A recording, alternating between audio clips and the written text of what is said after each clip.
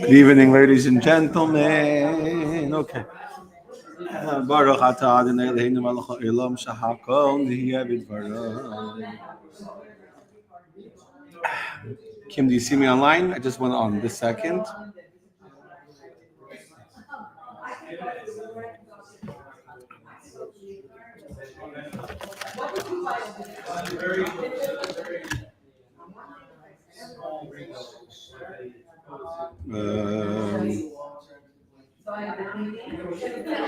Good evening. If you are watching us, please say hi. You see us, Kim, or still not? No, we're not on. Not circling. We'll give it a second. Me in the Bible. Me in the Bible.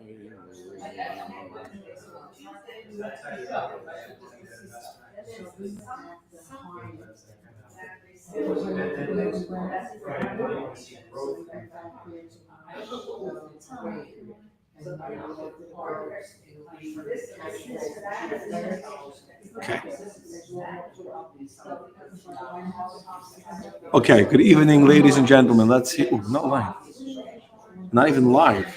Okay. On Chabad.org, I just went live the second. I thought we were live. We weren't, but we're on my personal page. You see me? Andrew. Oh, you said hi. Andrea says hi. Gail says hi. Joseph Kavanaugh says hi. Shalom to all of you. Chabad.org, you got a late start. So if you're watching on Chabad.org, let me know quick, so we can start what's going to be an amazing class.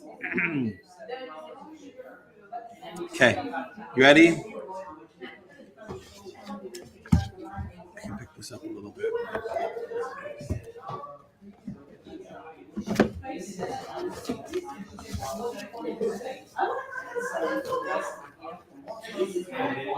Okay, you ready? Good evening, ladies, gentlemen. Laila Tov. Everyone get settled down.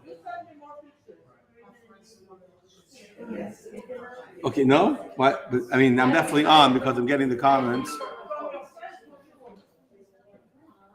What? We started phone. Okay. Okay, we're waiting. It's working. Kim, but it's working because others are watching us. So good evening. Let us begin right away. We have a lot to do.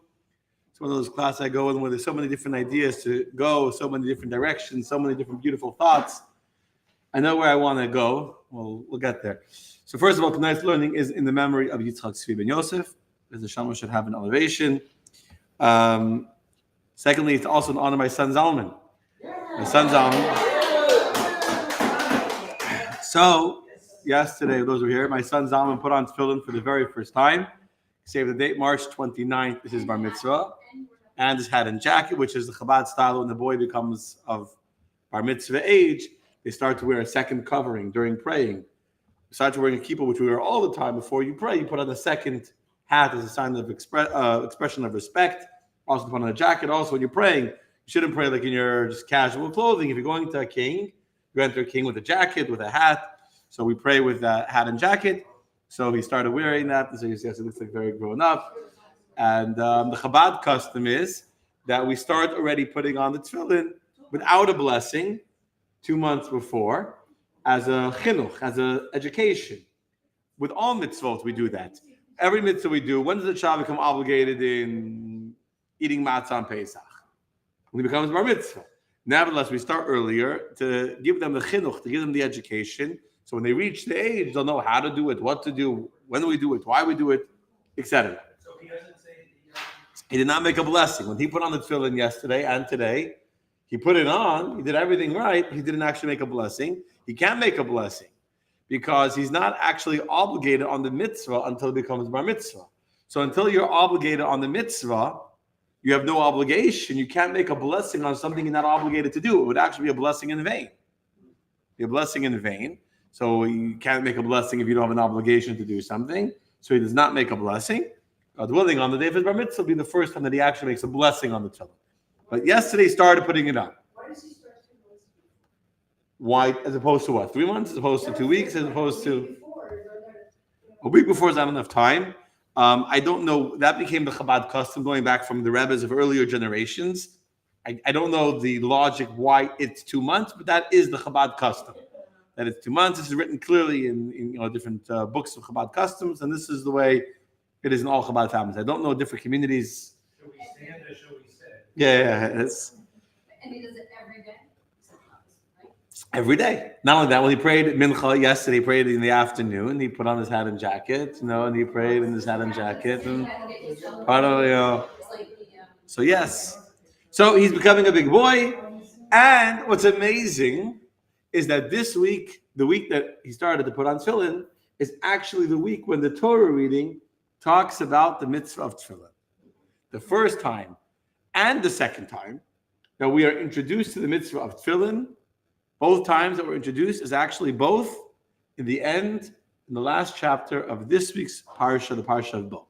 So it's actually a perfect week to start putting on tefillin because it's the week that the Torah introduces us to the mitzvah of tefillin. So of course, we have to talk about tefillin, which is a very, very important mitzvah. And even though we haven't talked about it in the past, partly because women don't do the mitzvah, so we'll address that issue as well. Why do women not put on tefillin? Because I know that some women in this room might be curious to talk about that. So we will address it. First, we need to understand what it is. It's a time mitzvah. You are right. That is the technically correct answer. It's not a very inspirational answer. Works for you. Okay, good. So God willing, we'll address it all. So first of all, let's start from the beginning. What is tefillin? They say a great joke. It's not. I don't know if you all appreciate it, but there's certain words that English. You say a word in English, and then everyone still doesn't know what you're talking about, right? So they say about this yeshiva student, he's out on the street trying to get a Jew to put on tefillin. So he says, "Excuse me, sir, did you put on tefillin today?" So he says, "What is tefillin?" He says, phylacteries. Phylacteries in English. In English, tefillin are called phylacteries. So if you have any idea what phylactery, so the likelihood of knowing what phylacteries is probably even less than knowing what tefillin is. Phylacteries. Did you put on phylacteries today? Next time I'm in front of Trader Joe's and they ask me if I put it in tefillin, I'm going to say that. Does that need the phylacteries? Yes. I saw you guys by the inauguration. I saw someone posted a religious Jew was at the inauguration. So there was someone doing the tefillin thing by one of the the rallies. So he stops this guy, says, "Excuse me, did you put on tefillin?" And the guy was religious. It was a little didn't like it that someone was asking him to put on tefillin. Excuse me, I'm a religious guy. So he gives him a dirty look. And the Chabadnik right away realized that he put on tefillin already. So he said, "Of course I do." He said, "Of course I put on tefillin." So that's great. How many people did you put tefillin on with? Very quickly, a comeback. He posted on that, it's a quick comeback. How many people did you put on tefillin with?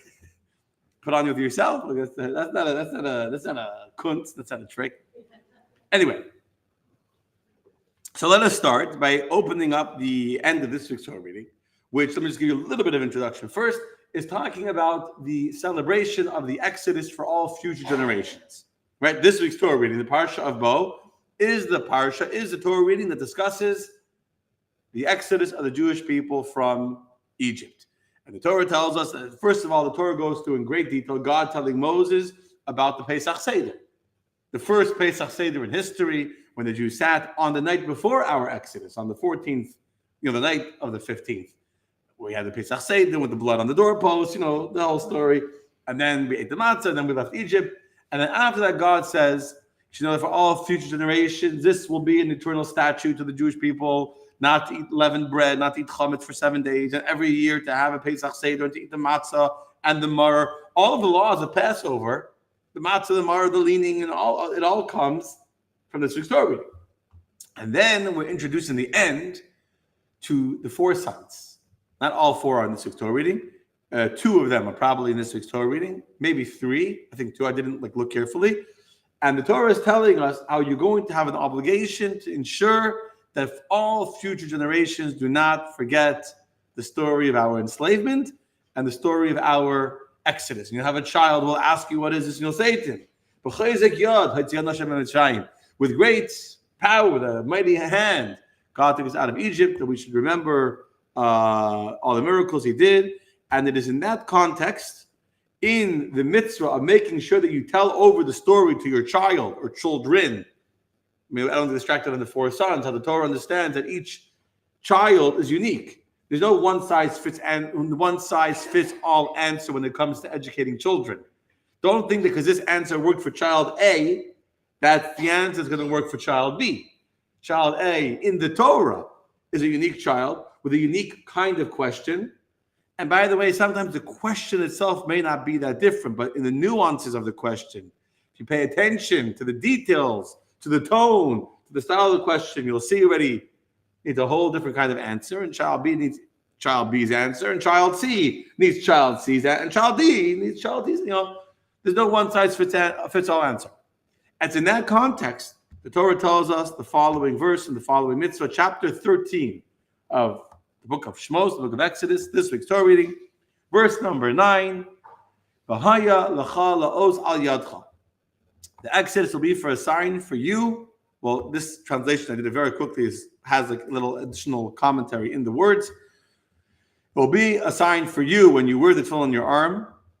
Uli zikaron beinenecha will be a reminder between your eyes, in order that the Torah of God will be on your lips to remember. Kibiyat chazak, with a mighty hand, God took us out of Egypt. And as Rashi explains, what will be for you for a sign? The tefillin will be for you. The Exodus, when you want to remember the Exodus, you put the tefillin on yourself, facing into your heart. To you, it's a remembrance of the miracles God did. Will be a reminder between your eyes, both on your hand and the reminder between your eyes. So by writing down these passages describing the Exodus on scrolls, you will bind them as tefillin on the head and on the arm. Okay, before we go any further, so let's understand what exactly the tefillin look like. So I'm sure everyone in this room has seen tefillin, and most of you watching have seen tefillin, but there's something very important that you need to understand, and this will be relevant not only to understand what tefillin are, but also for the more spiritual message that we'll soon share about the job of tefillin. This will be important then too. Thank you for the team, Michael. So we have two tefillin. Tefillin that goes al yad chaz. We just read the verse, right? The Torah described two signs.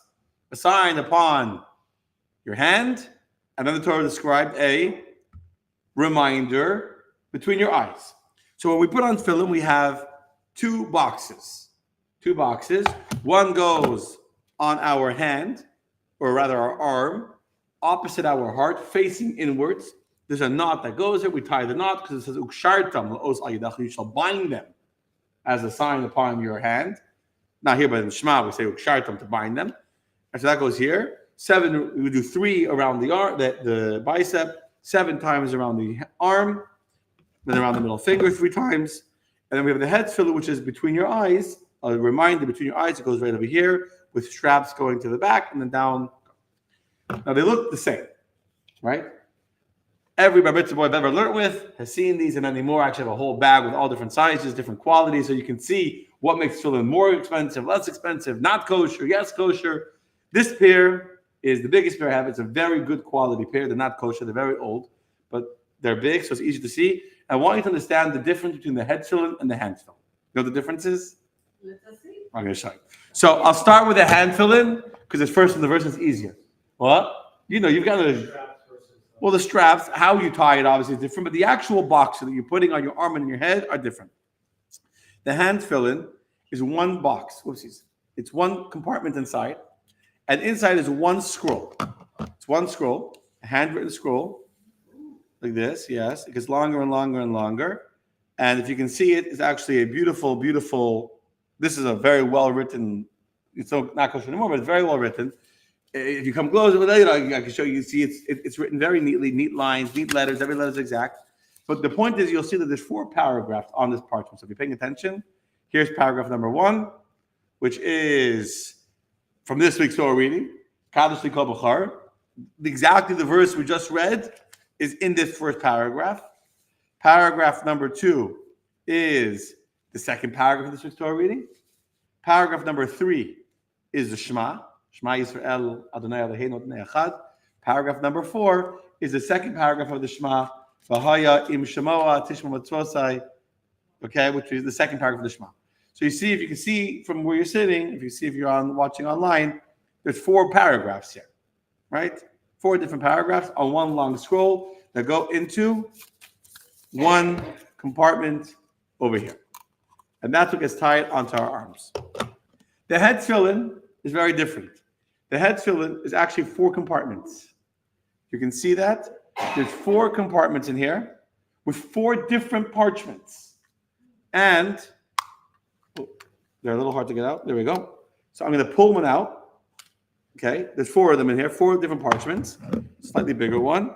And if you open it up, it's 1 paragraph written on a much smaller parchment. And this is the second paragraph of this week's Torah reading, which we'll read a verse from in a minute. When God will bring you to the land that God promised your forefathers, and your child will ask you what's going on, and you'll say to him, and you give your firstborn animal to God, etc. And here you have the words reminding you about the tefillin, which I'll read in a minute. We'll read. So that's 1 paragraph, on one scroll. If you look inside, there's more paragraphs. Let's see if I can get this out. No, I just pushed it in. I need like a tweezer or something to get it out. Have it in my office. But if you can see it, there's 4 paragraphs in 4 different compartments. Got that? And that's because there's 4 places in the Torah where the Torah tells us about putting on tefillin. 2 are in this week's Torah reading, both in chapter 13. One is going to be the parsha of Shema and the parsha of Ve'eschanan, and the other one will be the parsha of Ahaya Im Shamoah. The 4, which you say every morning we say the Shema, which is a parsha later. So that's the 4 times, the 4 parchments, 4 scroll, 4 compartments. Okay. So you got that? Hand fill in 1 big box, 1 long scroll, all 4 together. The head one is 4 different boxes, 4 different compartments. I'll just say one more thing. You can see from where you're sitting, in a good tefillin, in cheaper tefillin, it's like a box, like they put like little cardboard, they separate it. In the good tefillin, it's actually 4 different, if you can see it's actually, can you see like through the middle? You see that? It's actually the leather, I don't want to break it, but the leather, you see that? It's actually 4 different compartments, if you can see that. It's actually 4 different, that's good tefillin. Cheaper ones would be like more like, they're not cardboard, like a leather on top and whatever, but that's part of what makes a good pair of quality tefillin, that you can actually separate them, that's how they're made, etc. Anyway, so the point is, that's the hand tefillin. God says, put it as a sign, a os. The bris is called the os, a sign on your hand, a reminder between your eyes. We got it. We keep on reading. That's the end of the first paragraph. That's in the tefillin, in that paragraph, the first of the 4 paragraphs. If you keep on reading chapter 13, again, there's a lot to say, but I want to stay focused on the point. If you keep on reading further in chapter 13, talks about the firstborn children. Again, talks about the exodus from Egypt, remembering how God killed the Egyptian firstborns and saved the Jewish firstborns. Again, and then at the end of that second paragraph in chapter 13, in verse number 16, the Torah says as follows, if you look at the papers, page number 16, the exodus will be for a sign on your arm. Ultotafos, bein einach, and it will be a reminder between your eyes that God brought us out of Egypt with a mighty hand. Okay. So it seems to be saying the exact same thing twice, right? It seems that verse number 9, which said that it will be a sign between your eyes and a reminder between a sign on your hand and a reminder between your eyes, is the same thing as saying in verse 16, there'll be a sign on your arm and a reminder between your eyes. But in the Hebrew, there's actually 2 very big differences I want to show you. Number 1 is going to be on the word hand, and number 2 is going to be on the word reminder, okay? So if you read Hebrew, and I'm going to, this is actually a Word document here. I'm going to delete this for a second, make it easier. If you look, if you look at the Hebrew, you see, I actually bolded the word. I bolded the word, I meant to bold the other one. I don't know why I didn't. Yadcha is spelled Yud Dalid Chaf Sofi. That's the normal way of spelling Yadcha, your yad, your hand. Look on verse 16. Al Yadcha is spelled with a Chaf Hey. There's an extra Hey in there. You see that? Yes. You see the Hey? Even if you don't know what the word means, you see the Hey. The same word is spelled with a Hey. The second difference I want to show you is the word Ulizikaron, the very next word. Ulizikaron Beininecha. Zikaron, you all know, right? Yom Zikaron, right? Remembrance. Zachor Tiskor, it's a very famous word. Zachor is to remember. Look below. All tot the next verse, verse 16, will be for a sign. Ula'os al yadcha. Ul totafot bein einecha. What's a totafot? Let's ask our Hebrew speakers here. Sarah, what's a totafot? Water? What is totafot? I'm asking you. I mean, I know what it's going to be. The totafot is this that you do with water. I don't know what this with water means. I know Israelis talk like this with their hands. They're like, I don't know. Sarah, like an eyedropper? Yes. An eyedropper? Okay. An eyedropper. No, this is what No one else here is an Israeli speaker, but totafot is not a Hebrew word. It's not a Hebrew word. Maybe it's not a Hebrew word. And the fact that all the commentaries want to understand where this word came from, because we have no other word anywhere in the Bible of totafot. Okay? So we have to understand two things. Why is the word yadcha different? Why is the word reminder different? You got that? That's all the technical stuff we're going to talk about. So let's do the easier one first. The word yadcha, your hand. Which hand? Thank God we have two hands. You might think you should put tefillin on maybe both hands, but it doesn't say hand plural, it says hand singular. So the right hand or the left hand. You would think your dominant hand, especially, by the way, because we're trying to remember how God took us out of Egypt with a mighty hand. So you would think that which hand should we put the tefillin on? The mighty one, the strong one, which for most of us would be our right hand. But actually, the Torah hints to us that it should be on the left, the weaker hand. How do you know the weaker hand? The word yad-cha, spelled with a hey, yud dalet chaf hey, can be two words. Yad keha. What does keha mean? Weaker, to be weak. So which hand? The yad keha, the yad that's weaker, the hand that's weaker. So why is it repeating in verse 9 and in verse 16 to put the sign on your hand? Because it wants to hint to you that which hand? The weaker hand. Which is, by the way, why to say that you put tefillin on your left hand is not correct. Michael, with all due respect, said it's your left hand. It's not true. I put a tefillin on my left hand, but my brother Shai, you put on tefillin on your left hand. My brother Shaya was a pretty religious Jew. He puts tefillin on his right hand because he's a lefty. And because he's a lefty, he puts tefillin on his weaker hand. So for him, his weaker hand is his right hand. And for me, my weaker hand is my left hand. But it's, so to say that we put it on our left hand would not be the correct statement. If you put it on your weaker hand. Okay. We learned that from the hint of the extra hey. From one letter hey, we learned that a whole law of the weaker hand from that letter hey. I think it's a beautiful example of how exact and specific every letter of the Torah is. Which hand? The weaker hand. God took us out with his mighty hand. Some explain that we have to tie the knot with our dominant hand, and the actual tefillin is resting on the weaker hand, which fits is the act and is the mitzvah to put on the tefillin or to wear the tefillin. It's a whole discussion amongst the rabbinic authorities. What is the mitzvah? The act of putting on, the tying of the tefillin, the binding of the tefillin, or wearing tefillin? What if someone puts tefillin on you? What if you were wearing tefillin from before it gets light outside? Because tefillin's only during the day. You can't wear tefillin at night. What if you put tefillin on at night, and then it became morning, and you were still wearing tefillin from the night? You haven't actually tied them to your arm. There's a discussion if you've done the mitzvah or not, whatever. So that's one thing. The second thing is the word totafos, because you have the same verse seemingly saying the same thing twice, but it's not saying the same thing twice. The Torah never says the same thing twice. So the hand part we already explained. How is it not saying the same thing twice regarding the sign on your hand? Because by repeating it with a different spelling, the Torah is hinting to you which hand you should use, your weaker hand. I hope I'm still keeping you all with me. Right, I'm trying to explain why is the Torah saying the same thing twice. Verse number 9 and verse number 16, it's only 7 verses apart. They both say a sign upon your hand, but one letter is different. That one letter tells you your weaker hand. Okay. The reminder between your eyes is a much more blatant difference. The first time in verse 9 it says a zikaron, beinecha, a reminder. We all know what that word means. Second time it says a totafot, which is not a Hebrew word. So Rashi tells us that the word totafot is actually two different words. The word tat in Coptic means two, The word pat in Egyptian or in Pharisian means two. So 2 and 2 is 4. You get a math. Remember, I wanted to show you that this is really 4. This is really 4.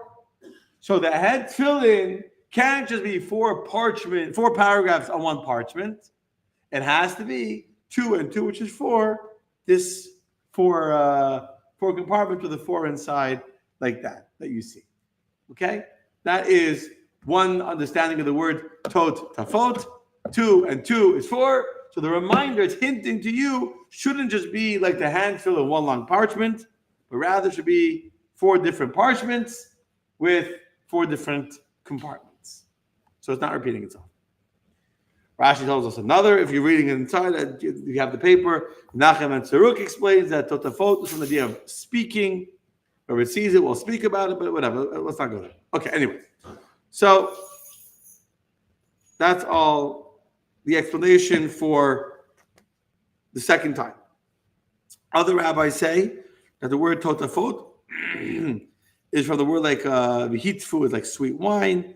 The point is that you should talk about it like something very, very sweet. The Ramban brings from the rabbis that call totafot is like a forehand band, extending from ear to ear, so you wear it on your forehead, going on the top, whatever. Anyway, different things. Also, lashon of habata, to gaze upon it. Totafot is from the word different. Every rabbi has a different explanation what the word totafot means. Basically, it's looking a little bit at the commentaries this afternoon, this evening. Every rabbi has a different way of explaining where the word totafot comes. To gaze, to talk about it, to be a forehead band, to be something that's so exciting like dew and wine that's exciting. 4 in different tat and photos. 2 and 2 is 4. Anyway, the point is as follows. We put them on our forehead as a reminder where our memory is. Where's the memory? In the front, the frontal lobe. So there's a zikaron between your eyes, which doesn't literally mean between your eyes over here. It means at the top of your forehead, but center, not off to the side. Some people are not careful with tefillin, it slides a little bit. Tefillin needs to be centered exactly in the center of your forehead, right between where your eyes go. So you measure it. You have a little mirror. You make sure it's exactly center, and you wear it over there. Fine. In addition, a jewel, whatever. This first verse and the second verse are actually 2 stages in what the tefillin accomplishes. The first stage of the tefillin is a reminder. Reminders are not that strong. Totafot is like a jewelry or like a weapon is much stronger. Remembrance is something distant. And the Torah is giving you, this is from the Kabbalists explain, that the Torah is giving you 2 stages in how to create an awareness of God. First is a zikaron, a reminder on your eyes, which is explained to be like accepting the yoke of God as our king. One of the objectives of saying Shema and wearing tefillin is to have a reminder that God is king over us. So that's the reminder. Put on the tefillin, you're reminded God is king over us. But that's for us. The second stage, the more intense stage, is the totafot. The tefillin now becomes like a sign to the world. Everyone gazes at it, everyone sees it. It becomes like a jewelry or something of beauty and the pride, which is why there's a very famous Gemara that the Rebbe quoted many, many, many times, especially after the 6-day war, that says about the nations. There's a verse that says that the nations will see that the name of God is called upon the Jews, the Yaru Mimeka, and they become afraid of you. The verse that the nations will see, Kishem Hashem Nikra Lecha, the name of God is called upon you, and they become afraid of you.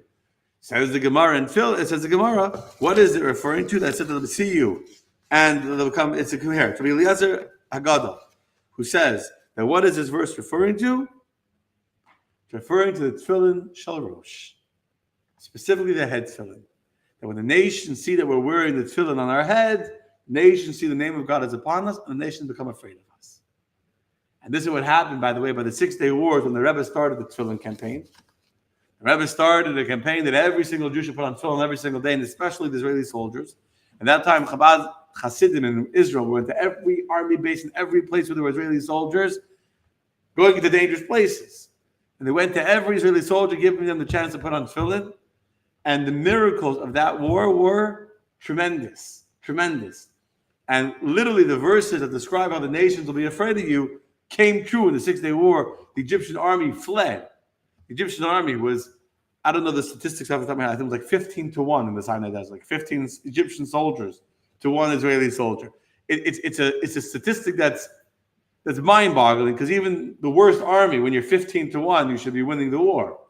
And yet they saw the Jews and they became afraid, illogically. They scattered in all directions. I've seen videos from that time with the shoes and the tents facing in all directions. They were in such a fright they didn't even tie their shoes, facing in all directions. And they ran in fear. They surrendered, and the Jews conquered the Sinai. We won the 6 Day War in miraculous ways because of the power of the tefillin on our head. So the first verse is a reminder for us to control ourselves, take upon ourselves the yoke of heaven. The second, the totafot, is the jewelry. It's the gazing of the world where they see the power of God upon us. They become convinced we have some secret, tremendous powers that they don't understand, and they become afraid. They don't even know why they're afraid. And that's the power that God gives to us through the tefillin, that God should be shining from us. Okay. All that is just to explain the verses and what the tefillin are. Now, let's get a little bit deeper into understanding what is the job of the tefillin, okay, from a spiritual perspective. By way of a story that I've shared many times. It's a very important story. In the early 70s, I don't know the exact year, someone came to the Rebbe, and he said to the Rebbe, he read a statement that Jews think, the rabbis think, that everything that exists in the world is from the Torah. And the Rebbe himself said this. It's not the Rebbe's idea. It says that God looked in the Torah as a blueprint of creation. So when God created the world, how did God create the world? From the blueprint, from the Torah. So everything that exists in the world, its source is in the Torah. So this person was very bothered by such a pretentious statement. He said to the Rebbe, it's not true. There's many new inventions that didn't exist when the Torah was given that are... And the Rebbe held his ground. The Rebbe said, everything is in the Torah. So he said, yeah, where do you see computers in the Torah? Computers have just been invented.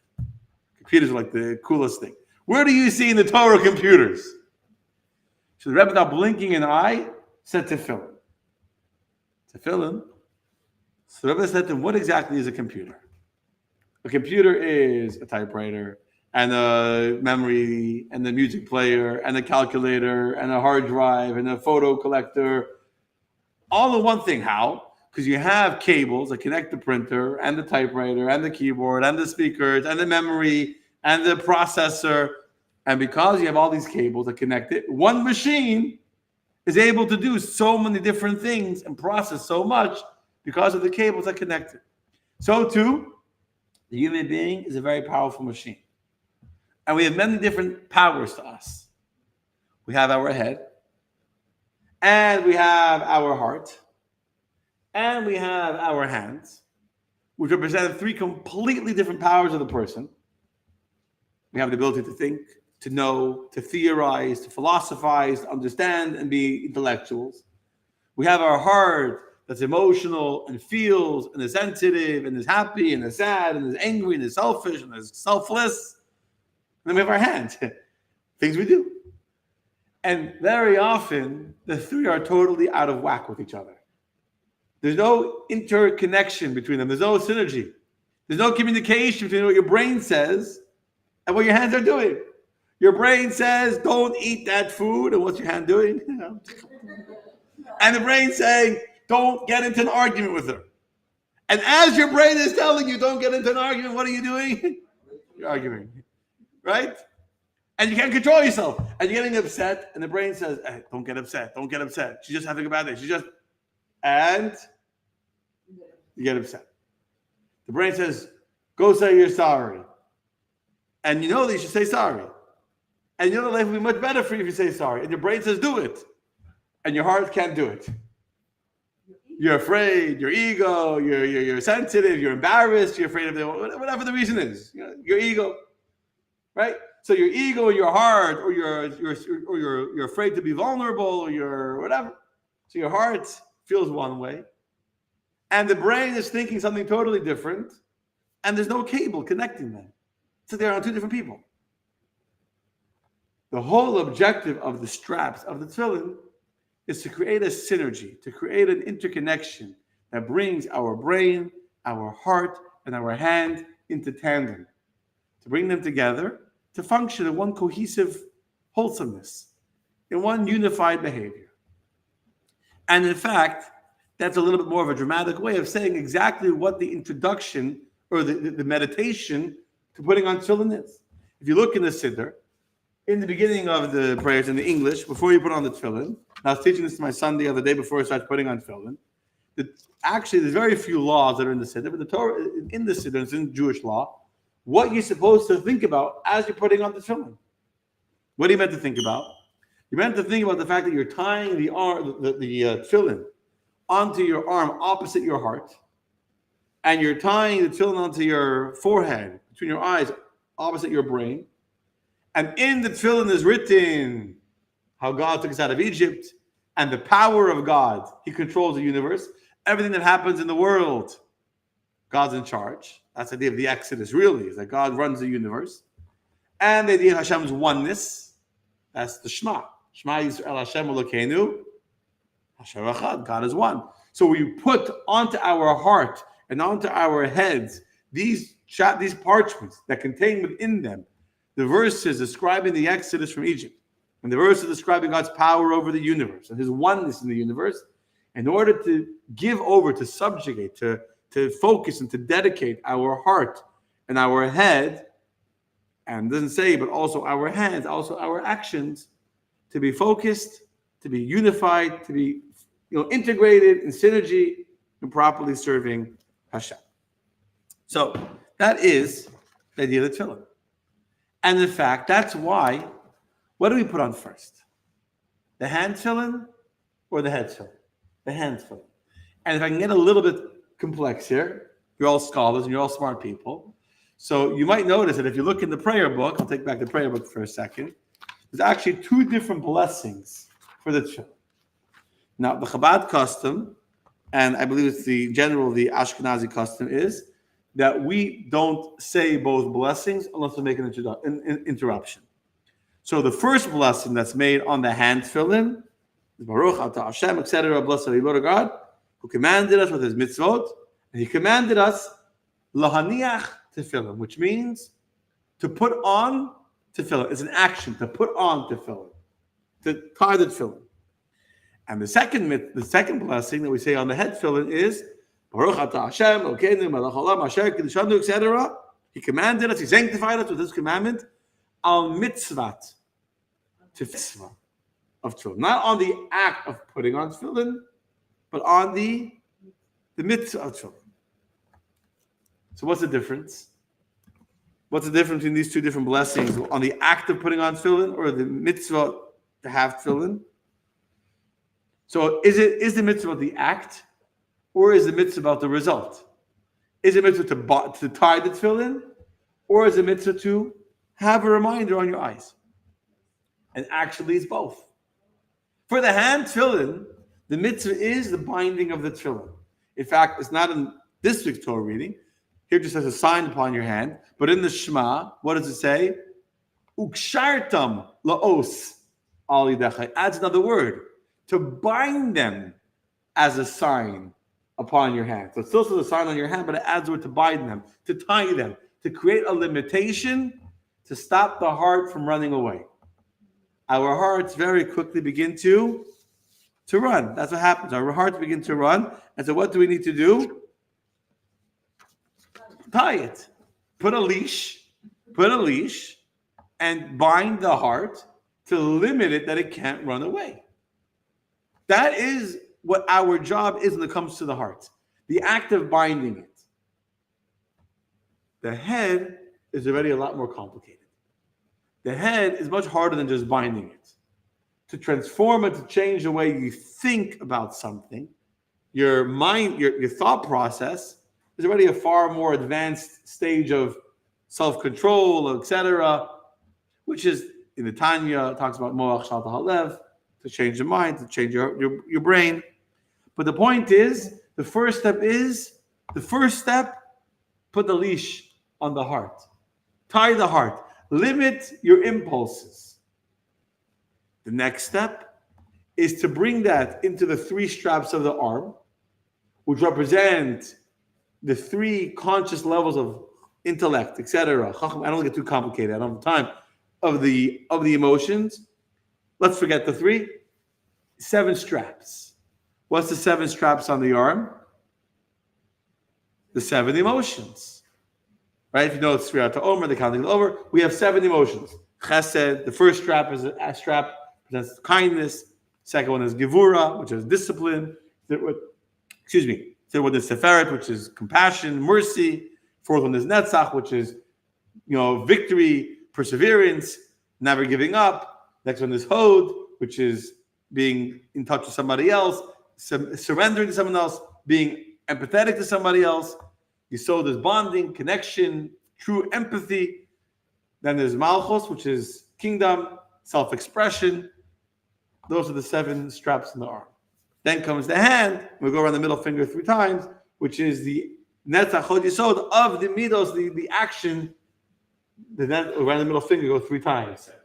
The palm is the extra. You go around the palm once, but then you go around the middle finger 3 times, which is the Netzach Hod Yesod, which is the practical action of the emotions. Meaning the emotions can exist in a theoretical way, or you can have the way they come out into actual behavior, which is represented by the 3 times around the finger. I know there's a lot what I'm saying, and it's if you're following me is good, if not, not. But here's the point. What? There's a lot. Let me do that one more time, quickly.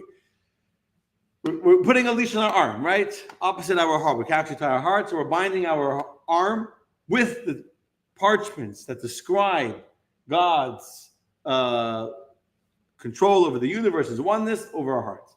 From there, we have 7 straps, which is the 7 emotions of the heart. Each strap, we're binding it, we're tying it, we're refocusing and channeling it till the hand, and then the hand is ready, bringing that into our actions, and our behavior should reflect the way we think. Right? You're aware of that? Because very often we can do things that totally don't reflect what we're thinking. We're feeling one way and we act some way, and we don't even, we mean to, we don't. I'm feeling love for you, and I behave and I act in a way that that does the exact opposite. You ever seen someone do that before? Yeah, just a few times. It's a human problem. It's part of the human condition. If you're born a human, you might be suffering from this illness where your hands and your heart don't communicate very effectively. It's a human illness, part of being born human. So, how do we integrate our mind and our heart and our hand? How do we do that? And that's the idea of the tefillin, binding together. There's so much more I want to say, but I'm going to go to the next point because there's something beautiful here. We're going to get more of the philosophy a little bit, etc. Yeah. I was wondering why we only do 1 blessing and not the second. The exception is before you interrupted. Why do we only do the second blessing in that? Well, I'll get it. So here's the point. The hand tefillin I showed you before is 1 box, right? 1 box with 1 parchment. And the 1 parchment contains everything. What is that? That's our emotions. Our emotions are kind of everything into 1 chalent. Our emotions are not organized, not categorized, not neatly differentiated. Well, now I'm going to think about this. When I'm thinking about this, I'm not thinking about that. Ideally, right? If you're an intellectual person, so your brain is able to be very clearly like, I'm ignoring this thing now and I'm focusing on that. The heart doesn't do that so easily. The heart is much more of a mix. Everything is intertwined, and we're carrying in our heart. I'm trying to work, but in my heart, I'm carrying the sadness something that happened a week ago, or I'm carrying anxiety of something that might happen in 2 weeks from now, or I'm carrying anger about what someone said to me yesterday. Now, why is what that person said yesterday impacting you now? Now you're at work. Now you're at a family function. Why are you thinking about what happened a week ago? And the brain can differentiate, and the brain can say it's not important, and the brain can justify or explain why that happened, but the heart can't let go, right? So the heart is reflected in one long parchment. The head, the brain, is very neat. The example is like waffles. You know, the example is men and women, spaghetti and waffles. Right, with spaghetti, everything is mixed together. Every piece of spaghetti is mixed to every piece of spaghetti. Waffles, men are much more organized in their brains. Now I'm dealing with this. Don't talk to me about that. You're going to confuse me. Right? People who can compartmentalize. Okay. People who can compartmentalize. We don't like generalizing people. Got it. So some people are more into compartmentalizing, which is a brain. I'm not even, we get a little distracted. The brain by function is a compartmentalizer. That's the way the brain operates. The brain has different parts of the brain, but even when the brain's focused, when the brain's on this, the brain is thinking about this. If you start talking to me about that, you're going to confuse me. You're going to distract me. It's not. I'm focused now. That's how the brain works. The heart can feel different emotions simultaneously. I've spoken about this more than many times. The heart can contain opposite emotions. Being a Jew means feeling opposite emotions. The brain is very straight, very organized. Now is this paragraph? Okay. Now is this paragraph? That's where the brain is. The four. Which is why there's this distinction. Besides for the verse that I showed you, totafot, tot is 2, and fat is 2, so 2 and 2 is 4, so the head one has to be in 4 compartments, the hand one is 1. Besides for that, from a psychological perspective, and that's what we always try and find out, like me, my element, the brain makes sense to be in 4 compartments. And the heart makes sense to be in one long parchment. So let's talk now for a minute about this. And by the way, this is our job, to be able to bring from the compartmentalizer of the brain, etc., where everything is organized and everything is in its own place, to allow that to go down through the knots, starts in the front, which is where the memory is, goes down to the back of the brain, to the brain stem, which controls the body, and goes down from there. The straps come down over the heart. You see that flow? Starts here. If you're familiar with the way the Tefillin look, they go on the head, down by the brain stem, which is where the knot is. It comes over on both sides, the right and the left side, over the shoulders. Straps go down, over the heart, down to the stomach. They go down, past the heart. Now the heart is bound. It goes down through the 7 emotions to the hands. And we're creating this flow of information where what my brain tells me doesn't remain mentalized, locked away, unable to influence my behavior. And instead, when my brain says, go with the person, even though my heart doesn't want to, and even though my heart is giving me all these reasons why it's a bad idea, and why if I do it, I'm going to get rejected, and I'll look like an idiot, and I'll look like a fool, and I'll be really admitting that she's right, and that he's right, and this, and or my ego, and my pride, and then maybe what the heart's really thinking and says something else.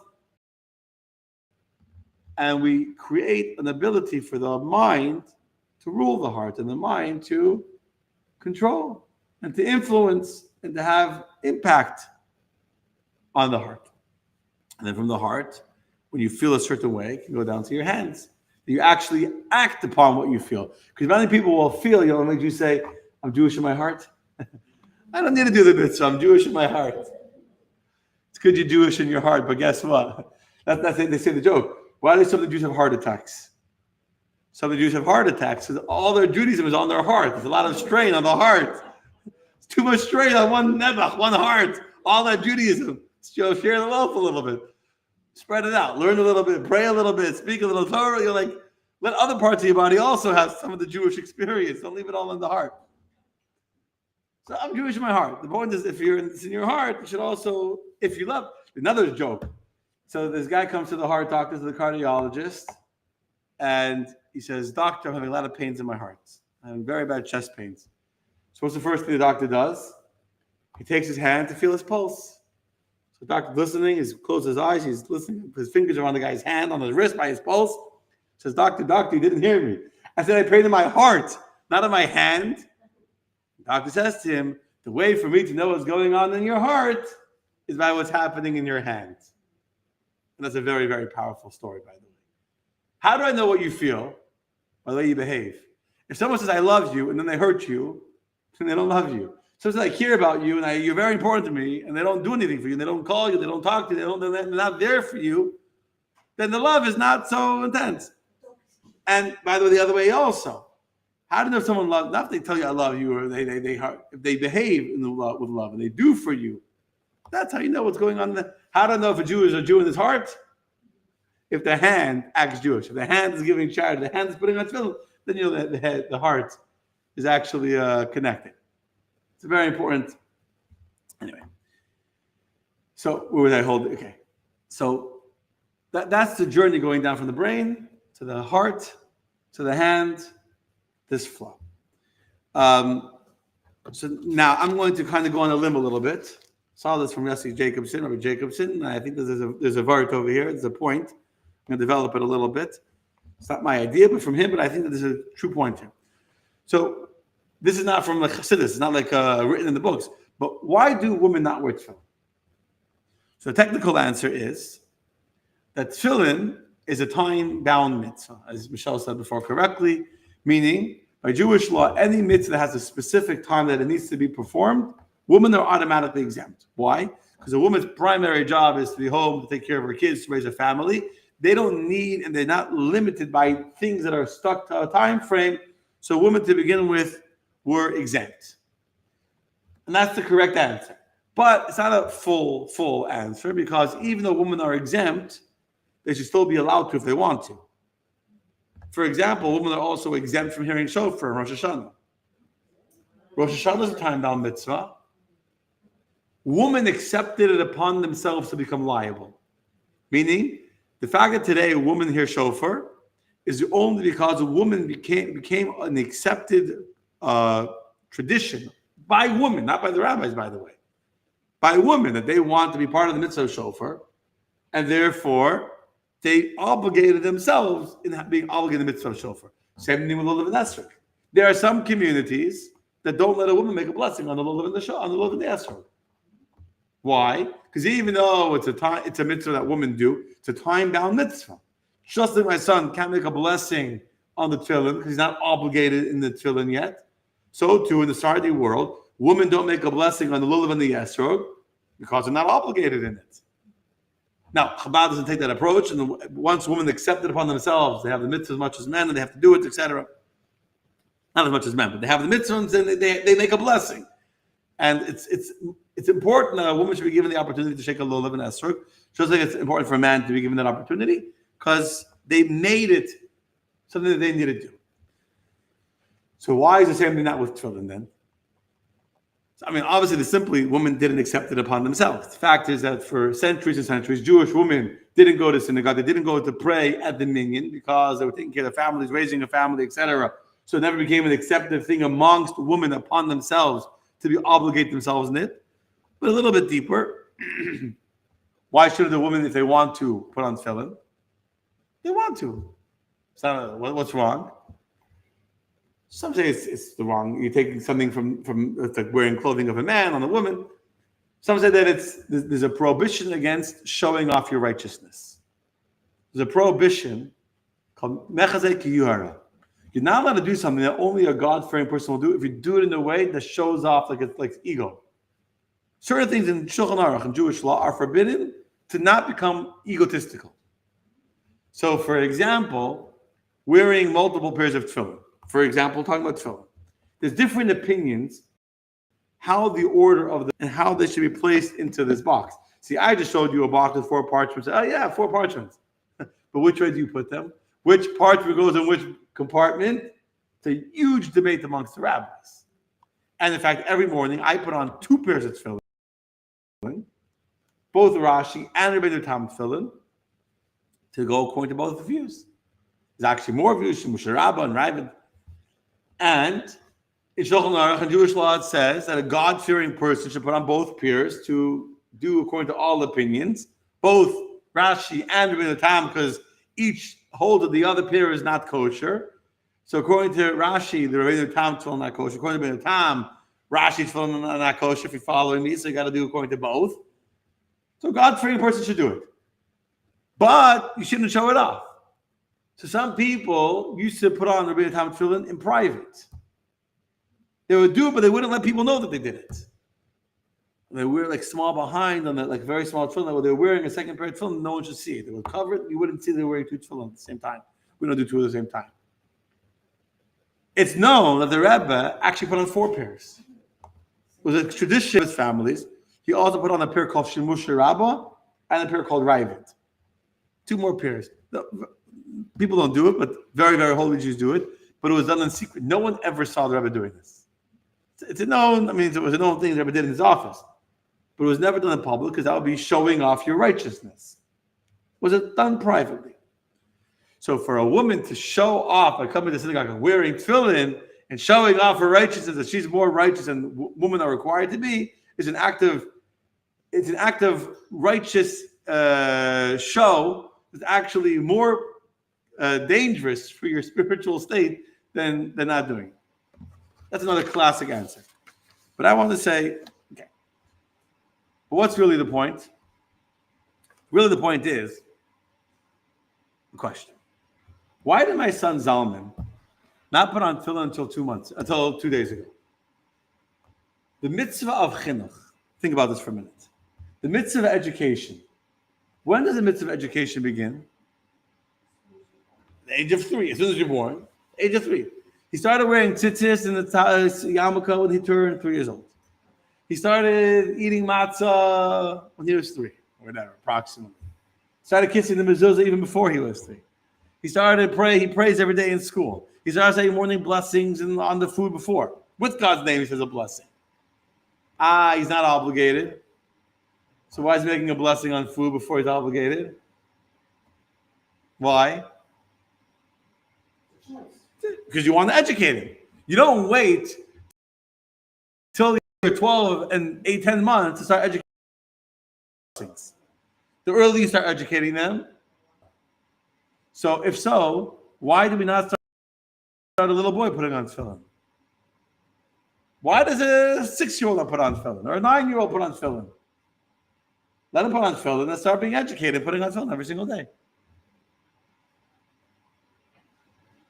No? It's a good question. What's the answer? Tefillin are very holy. You are not allowed to wear tefillin unless you're in a state of holiness. Unless you're in a state of holiness. So it used to be in Talmudic times that people would wear tefillin the whole day. And then they stopped. Leave it, don't worry about it. Why do they stop putting on tefillin all day? And they only wear when they pray? Because the Kohen Gadol would wear a tzitz, he would wear a forehead plate that had the word of God upon it. It was a sin if he would take his mind off of God while he was wearing this forehead plate that had the name of God upon it. He was liable to the death sentence from God. If you're wearing God's name on your forehead, you have to have God's name upon your mind. Now, if you're going to wear tefillin, has God's name many, many, many times. I don't know the number offhand, but many more times than one. 30, 40 times. And you're going to not have proper respect and you're going to talk mundane words while you're wearing tefillin. It's a sin. And in fact, you are not allowed to wear tefillin if you need to go to the bathroom. By Jewish law, if a person needs to go to the bathroom, they get to release gas, you need to take off your tefillin. You can't wear it at that time.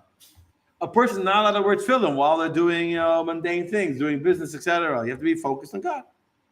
And therefore, they stopped wearing tefillin because they weren't in a state of holiness to do it. And in fact, there's even a story with a rabbi that at that time, people stopped wearing tefillin at all. Instead of encouraging them to wear it during prayer, because during prayer, hopefully, your mind is focused on God, and you're not talking to the guy next to you during services, but you're just, talking to God alone, hopefully. Hint, hint. And and you're focused, and you're not doing anything else. Even it's a problem. If people wear tefillin and don't focus on God, it's a problem. But at least we limit it to the time of prayer, because tefillin is a mitzvah, you're obligated to do it, so you have to take a risk a little bit. But the moment you wear tefillin, when you're not obligated to wear tefillin, you're now creating a certain liability upon yourself. Creating a liability that there's a holiness that I need to be creating, and I'm not creating it, and then you'd be liable to sin before God for wearing something holy and not having holy thoughts at that time. So if you're obligated to do it and you don't do it properly, you tried your best. You don't have such good self-control. So you did the mitzvah. God said, put on tefillin. So God, I'm doing what you want. I didn't do as good as you wanted me to do it because I also was talking to my friend while I was wearing it. It's better than nothing.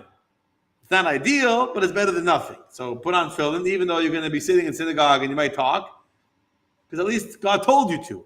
But if God didn't tell you to and you put on tefillin with God's name upon it, and while you're wearing God's name upon your forehead, you're sitting and talking to your friend, now you're playing with fire. Now you're like... You just need to get through the Shema and then go ahead. theoretically, yes. Yeah, and then you can take it... Go through the whole meeting. No. Praying and tefillin is two independent mitzvot. They are not inherently connected to each other. The only thing you need to say in the tefillin is the Shema, because the Shema talks about the tefillin, and then you can take the tefillin off. All right. They can take it off. Or you can just pray the whole prayers, and then you don't talk a little. But yes, theoretically, in some ways, it might be better to only say the Shema and take off your... It's not our custom. But theoretically, in concept, yes, I can see that there's an argument to be made. You should not wear tefillin except for when you're focused, and therefore you say the Shema, and if that's all, you can only focus for 2 minutes, say the Shema and take them off. That's the mitzvah. That's the requirement.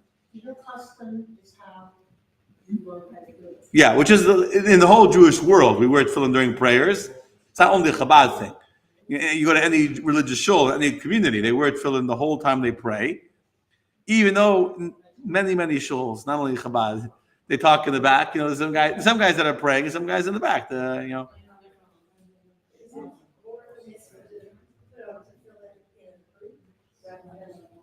it doesn't make a difference. Tefillin has nothing to do with the group, or praying is more powerful with a minyan. But the mitzvah of praying and the mitzvah of tefillin are two independent mitzvot, which is why you can put on tefillin in the afternoon, even though the time of praying has passed. You can't pray the morning prayer in the afternoon.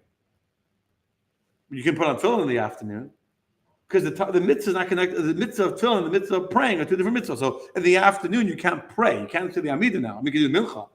In fact, on Tisha B'Av, we do mincha in our tefillin. So you can do mincha in your tefillin if you put on in the afternoon. But the mitzvah of tefillin is independent of the mitzvah of praying. So a woman can pray without tefillin. A man can put on tefillin and not pray. It's two different mitzvot. It's not...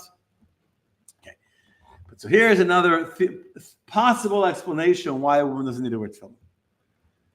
What's the whole spiritual idea of the tefillin? As we just explained, according to what we explained, that we're drawing down from our disconnected brain to our independent, free-willed heart to try and rein it in, to channel it, to leash it, to be focused, that the heart should behave according to the way the brain tells it.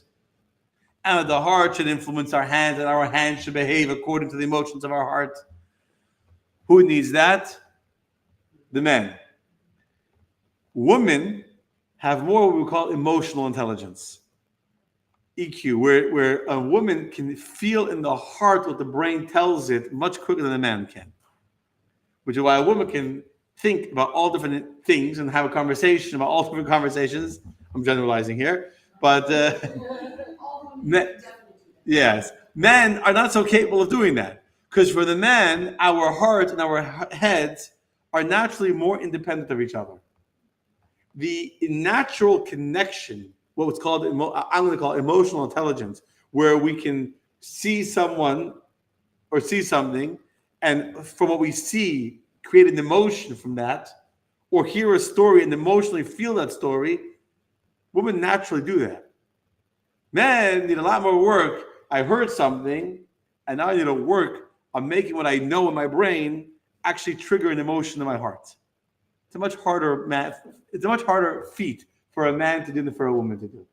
With all due respect to the men and the women, I know I'm generalizing, but this is the way the creator of the universe made us, and the way the creator of the universe told us we should most effectively harness and channel our natural dispositions and natural psyches to recognize that a man needs much more external help getting the knowledge in our brains to be able to influence the way we emotionally feel and act. Whereas a woman has a much easier time being able to have that emotional flow from the brain to the heart to feel what they saw, what they heard, what they know, to influence them They don't need that the way man needs that, which is why God didn't make the mitzvah upon the woman. Anyway, that is for tonight. Anyway, we'll stop over there on the mitzvah of tefillin, what it means for us on a spiritual, psychological level of bringing what's in our brain onto our heart, why it's important for us to do. Besides, of course, that it brings peace and fear of the Jewish people to the nations of the world, which is why I didn't go into so much length, because I wanted to get to this idea. Today, even more than ever, we need as many men as possible to wear tefillin, to bring the fear of our very, very nice neighbors upon them. They should have fear of us, where we sometimes are afraid of ourselves. They should have fear of us. And it should be good news, God willing, in the land of Israel and for all Jewish people, God willing, very, very soon. Okay, thank you. That is the story, my friends. I hope everyone enjoyed. Thank you for all the comments. And next week, same time, same place. Thank you very much. Baruch Hashem. Okay. Who's watching on Chabad.org, thank you for watching. Who's watching my page, hello, Alice Hineni. Oh, thank you, Carmen. Thank you, Joseph. Thank you, Faith. Hello, Kim. Hello, Jessica. Shalom, and the beautiful Chabad community tonight. Wishing you that this week be full of blessing on all of Colombia. Colombiaso. Cartagena de Indias. Okay, a hug from afar. Thank you for the hug from afar, Jessica. Hello, Maria. Hello, Ravit. Long time no see. Hello, Marsha. Okay, Lila Tov, my friends. Next week, send Rick my regards, Esther. Tell him he was missed. You should listen to this class. He'll appreciate it, maybe. Understand the deeper psychological idea to the tefillin. Okay. For those of you in Chabad.org, thank you for joining us. You can't see the comments in Chabad.org. I don't know why. But, okay, Lila Tov.